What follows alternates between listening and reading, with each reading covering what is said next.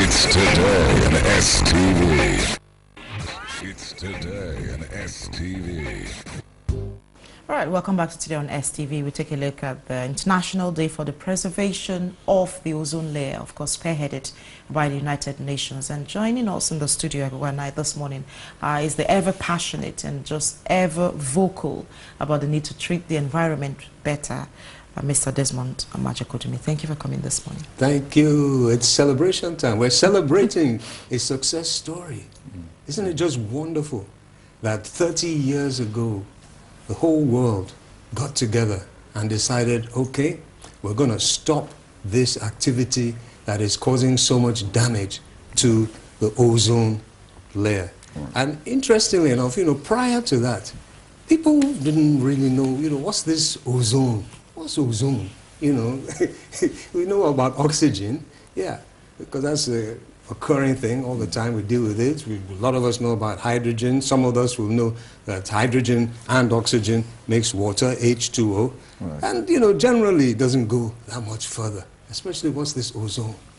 But when the environment community, especially spearheaded by the United Nations, were able to enlighten the world about the role the ozone layer plays in protecting life on Earth. Do you know that over 90% of the ultraviolet rays that come from the sun that hit the atmosphere are blocked by this ozone layer, which is in the stratosphere? It's about 30 kilometers up there.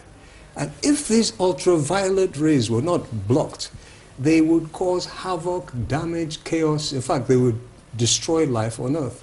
So it's just another indication of the wonderful intricacies, the beauty of the creation. But what was happening was we were damaging the ozone layer. And it was beginning to show, and it was beginning to manifest itself in skin diseases, in reduction of crop production. So the whole world got together and said, hey, we got to stop this damage. And we started the process of stopping it. Right. Tell us something, Desmond, about this whole discussion, well, controversy, some have also said too, where the discussion is at presently. I know that in time past the argument was if the ozone layer actually existed, and then they found out it existed, and they moved on to how much of it is really depleted. And then it went on to who contributes to the depletion of the ozone layer. Is it the developed countries or developing countries? And if the people who destroy it should take more of the blame, and the ones who are also suffering the consequences should be paid some money for restitution. But tell us now whether we've gone beyond the point where some people say that ozone layer is not directly significantly linked to changes in the global climate. Everything is interlinked. Everything is interlinked. How much impact that link would have on another part of the link depends on the relationship and depends on the nature of the link, the composition, the chemical composition, the atomic composition. When we're talking about ozone, it is the first protective layer around planet Earth. And it is so awesome that this gaseous substance that is invisible to the human eye plays such an important role by blocking the shorter ultraviolet rays. It allows some of the ultraviolet rays to come through because we need a little bit of UV. Why do we need UV? Mammals need UV, particularly human beings, because generally our diet doesn't give us enough of the essential vitamin D that the body requires for production of so many things, including calcium. So the ultraviolet rays, when they come into our skin, it stimulates production of vitamin D. So ozone protects most of the stuff that we don't need, allows some of it to come through. But the controversy now came that, this ozone is blocking the sunlight, or it's allowing too much sunlight. Ozone is causing climate change, it's causing global warming. And we need to allay those fears that actually what ozone does is it blocks a particular band of the sun's wavelength, which does not generate heat. What generates heat from the sun is the infrared wavelength, which is a much longer, far longer wavelength than the ozone, than the light. That's what generates the heat. So by blocking the ultraviolet or not blocking the ultraviolet, it wouldn't really have much effect on the planet's heating systems. So as I said, it's a very, very intricate science, and it's all intertwined. And basically it's just telling us that we must always be cognizant of the fact that things that we do, especially now with our technology, can have an impact, and sometimes a very negative impact, on this wonderful mechanism that the Almighty God has put in place called our environment. Let's look at and break down a bit more on the things that we do, which is what would be of huge interest to most people at this time. But let's look at certain attempts that have been made over the years to curtail this, and then I'm looking at the Montreal Protocol. There are achievements so far, you said, celebration time, Absolutely. but there are definitely challenges, and one of the areas is in getting policymakers to deal with the remaining challenges, and it's been pointed out as funding. Yes, even getting that protocol going in the first place. Because what they were saying, before that they now identified, oh, there are certain chemicals that we're bringing out, especially the chemicals that were in our aerosol sprays, and the chemicals that were in our refrigerants, the CFCs, the chlorofluorocarbons, which, you know, scientists were so happy, oh, we got these chemicals, they're very stable, you can use them very effectively, they're harmless, they don't cause any problems, and so on. So we started producing millions of tons of these chemicals, only to find that eventually these CFCs with chlorine in them, because of the chlorine content, by the time they get pushed up into the stratosphere, into the higher areas of the atmosphere, they now start interacting with that ultraviolet rays themselves, and in the process of interacting with the ultraviolet rays, they now start breaking down this ozone. And ozone is O3. It's 3 atoms of oxygen. It's a molecule, O3, of oxygen. And so it starts to break that down, and one chlorofluorocarbon atom can break down over 100,000 O3. So, the scientists said, this is serious, this is dangerous. There's big sort of gaps and narrowing of the ozone layer, and this is causing cancer in different parts of the world. This is causing problems. We have to stamp out the use of these CFCs. But guess what? Big business. They say, oh boy, no way, no way. And you know, the business community is strong. Money talks, money is power. And there was a big fight. It dragged on for months and months and months. You know, it was a vicious battle where the people who were generating and producing these chlorofluorocarbons said, there's no way, you're going to hurt our business, you're going to reduce our business profitability, And then the other side said, well, yeah, okay, you're going to make profit, and meanwhile, you're damaging the very thing that's protecting us from the sun's rays. People are going to die of cancer. So eventually, they finally won the battle and said, okay, they had to agree. Some compromises were made. And what they did was they said, okay, you guys, instead of CFCs, chlorofluorocarbon, you can actually add something to it, what they call the hydrochlorofluorocarbon, which was just to dope it with another element that would make it far, far less noxious for the environment. So the same guys were able to do that, but it was a long battle, and hey, guess what? A lot of those sprays, and particularly the air conditioning gases, guess where they ended? They ended up in places like Nigeria. So for a long time, then the battle now went to our shores. But eventually, we won that battle, and we have wiped out, stamped out, totally finished using these chlorofluorocarbons, and we're using far more friendly elements in the production of our refrigerants and sprays. While the depletion of the ozone layer has been dubbed hasty science or voodoo science by some, the certain things cannot be discountenanced. For example, global warming that's been said to lead to the depletion of the ozone layer is a clear and present danger. But we talk about the politics involved in this, the fact that certain big powers and countries have never actually met up with the obligations towards the reduction of activities leading to burning of fossil fuels and all of that. What's your reaction to, we're on this side of the divide, but do we really have No, they have to do it. They have to do it. There's just no choice about it at all.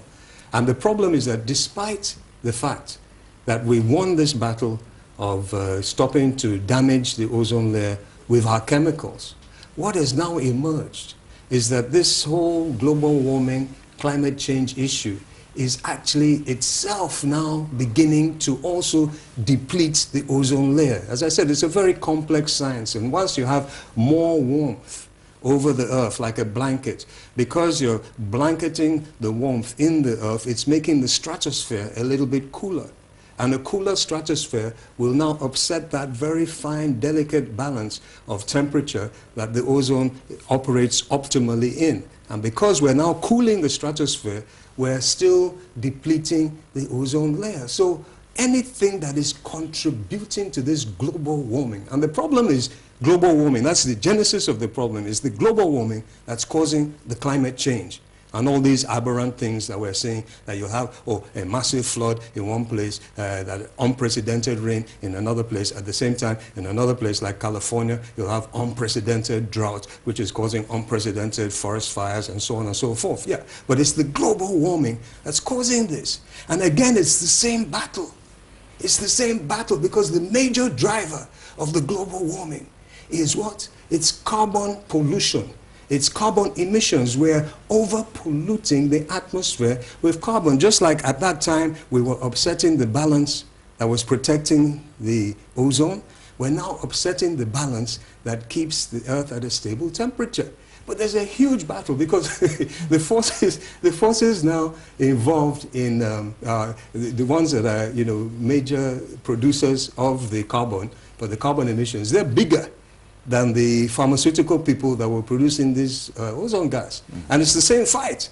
They're saying, hey, you guys want to reduce our profit, you guys want to hurt our profit margins, there's no way we're going to continue this thing. And it's a huge, big battle. However, they must agree because the future of their businesses is also in jeopardy, not to mention the future of their children. You know, how much business are you going to have when you have coastal areas that are going to be inundated with all types of typhoons and all types of tidal waves and all types of catastrophic environmental occurrences? You know, business will fail anyway. So they have to come on board and do the right thing and prevent us from going over the cliff to catastrophe. All right, Mr. Majakudumi, let's talk about something very critical. Even you as an environmentalist acknowledge the complexity of this problem. But let's come down to policy and development. As we speak, the president is in France. He's seeking investment. And so call it manufacturing, whoever is interested in coming to Nigeria, there would be activities.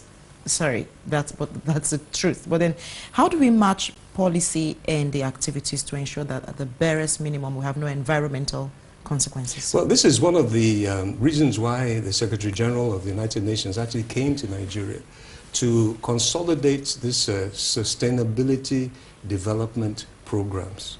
And within, intrinsic in any sustainability development, intrinsic in it is, you know, to allow perpetuity, allow continuity in whatever you're doing. And, you know, you cannot have continuity of anything in a degraded environment, either because the environment is that which is giving you the raw materials that you might require, whether it's agricultural-based raw materials or other types of raw materials. If you degrade the environment, you now impact upon the ability of that environment to give you those raw materials. So the sustainability factor is very, very key. Because once you look on that aspect of it and you judge whatever decisions you're going to make and your development on the sustainability platform, that, okay, can this be sustainable? Then you're now talking of environmental protection. So it is pari passu, it comes hand in hand together.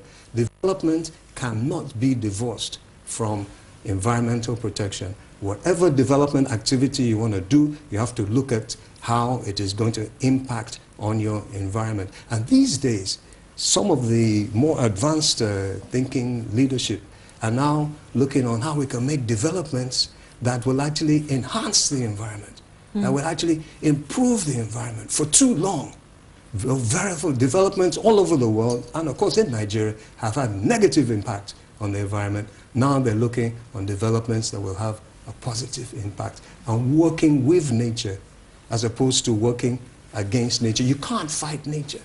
You can't beat nature. So you need to work with her, you need to coax her, you need to persuade her. You know, it's like a husband in his home. You know, if he works and coaxes and pets his wife, he's going to have a smile on his face all the time.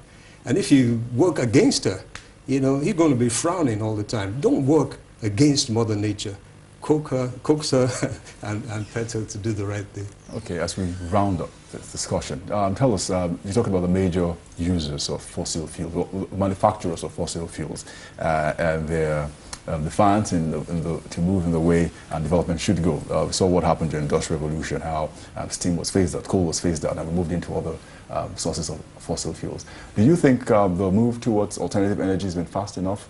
Not at all, not at all, not nearly fast enough. It needs to be far, far, far faster. And we also know that it was blocked. We know that photovoltaic development over 40 years ago was actually blocked by fossil fuel developers because they didn't want to see that as competition. They need to get involved. They need to move this really, really fast. But in the meantime, and I'm going a little bit against the grain here of some of the core environmentalists, you know, gas, if it's extracted responsibly, could actually be the intermediary solution. If we extract gas responsibly, then it is far less toxic to the environment than coal. Definitely is a no-no, and also petrol and diesel. All right, let's talk about having some policies that are more environmentally friendly. And then we know about the Green Initiative. We know about all of those brilliant initiatives you see from developed countries. Break down a bit further and how Nigeria can also be a part of this. Yeah, well, we already have the policy. But, you know, again, all types of strange, weird politics gets involved. We have the climate change bill that was developed by Senator Grace Bent over 4 years ago that has just been hanging and hanging and hanging. It's a very advanced legislation. It'll do very well, and it'll put Nigeria in good stead with the international community. There's a huge conference coming up, very important conference, coming up in Paris in December, and Nigeria, as the giant of Africa, we're not just the small little poor cousin of Africa. We, Nigeria, are the greatest nation on the African continent, one of the greatest nations in the world when we're looking at our potential. We are the giant of Africa, and we have to go to this conference in Paris as the leader of Africa and speaking for Africa. And how can we do that if we don't even have a decent climate environmental legislation to go with? It's not too late. But we can go there and not become the laughingstock of the world. Thank you so much, sir. I want to thank you for coming on this program and appreciate your thoughts on this crucial subject on the International Day for the Preservation of the Ozone Layer. I was going to say Dr. Mr. Desmond Majikudumi, environmentalist. Thank you. A day to celebrate. At least we won that battle, and we shall win the other battles to protect our wonderful Earth. Well, let's hope for continuity. Thank you. Absolute pleasure to have you on the show. So we take some comments on Facebook to an earlier question we posed at the start of the show. The judge who asked that journalists be detained because he said the court wasn't a public place. Oguni Adekunle judge says power intoxicates. Absolutely. Adogo Stevens said, what do journalists do? When did the judge become a security officer to detain journalists? In Nigeria, anything goes. Lucky Innocent, the judge says the court is not a public place, but the journalists are not just ordinary people. They are the air of the people. It is bad and against the law he stands for. Emmanuel Okogba, contempt of court, I guess. Next Splash, they're doing their work. Well, will he do that? Emmanuel Okogba again. Anyway, he didn't tell us what the journalist did. Oh, well, the journalist got into the venue of the meeting, of the court proceeding, and even before they started work, they were asked to be detained. On Twitter, I think the judge did more than he could chew. This from Maro. Thank you very much for all the comments, and do have yourself. A wonderful day. We appreciate those comments, and again, keep them coming. Really interesting views from our viewers there on just how that case went. Again, I will say thank you for watching and ask you to join us again tomorrow.